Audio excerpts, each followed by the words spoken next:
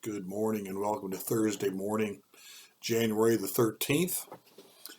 Today, our reading is short, but it's a beautiful description. It's simply entitled Galilee. And I don't know how often we think of Jesus, really think of the daily life Jesus lived and the things he saw and the things about this earth that were beautiful to him, that attracted him. Michael Card's going to give us a description of Galilee, which is actually the area we're told is the darkness that will see a great light, that northern area of Israel, the place where they did see a great light as Jesus lived out most of his life there.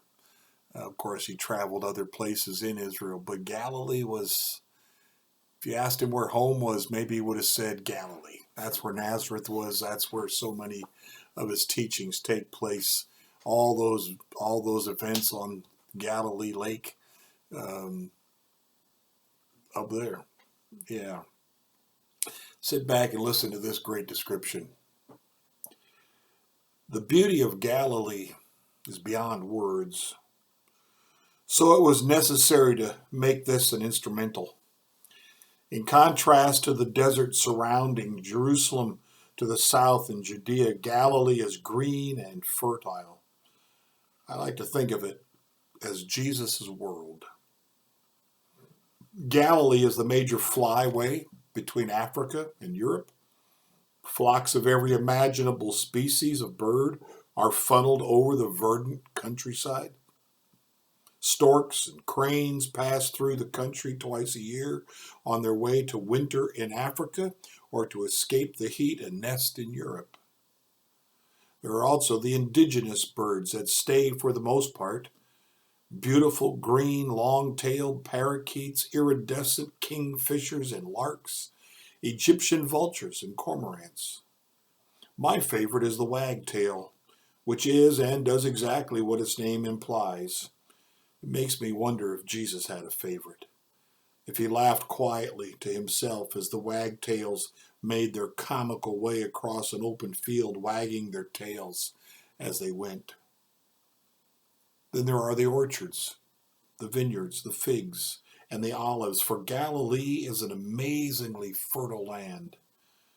The fields are a marvelous mixture of impossible rockiness and fertility. The contours of those green hillsides, they were his world, a beauty his eyes took in every morning, and the sunsets. Galilee is a place of almost daily magnificent sunsets. 3 and sometimes 4 times a year, Jesus would leave this beautiful green place and wander down through the desolate wilderness that surrounded Jerusalem, a city that was in and of itself a sort of wilderness in Jesus' day.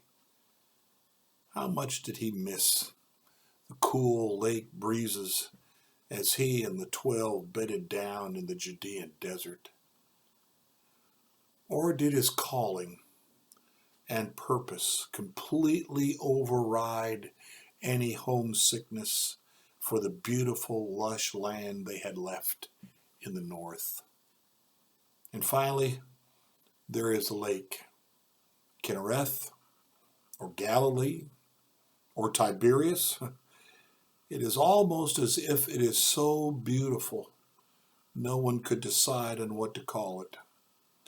The shoals of fish, the glistening reflections of sunrises and sunsets, even the comfortable, comprehensible size of it.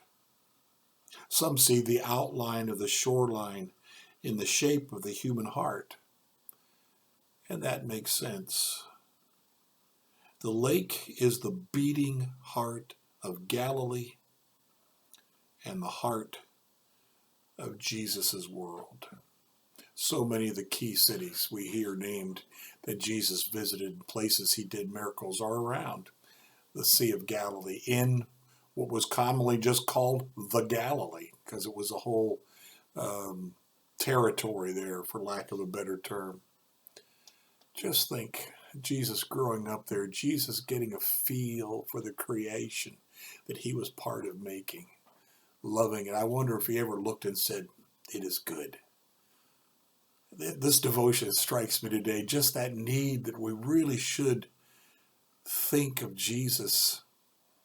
Yes, on the cross, yes, all those biblical terms we give to him, but as human who enjoyed the beauty of what had been created. The birds, the weather, the people, the different kinds of produce. Jesus lived and breathed and cried and got hungry and slept on this earth just like we do. And along the way, just like we do, he enjoyed the beautiful sunsets, the beauty of creation, the awe-inspiring nature of it, the animals. Jesus is with us. He walks with us too. Blessings to you today. And as you admire a sunny day or a sunset or sunrise, know that Jesus has enjoyed those things too. And he's with us. And he knows us. Blessings to you today.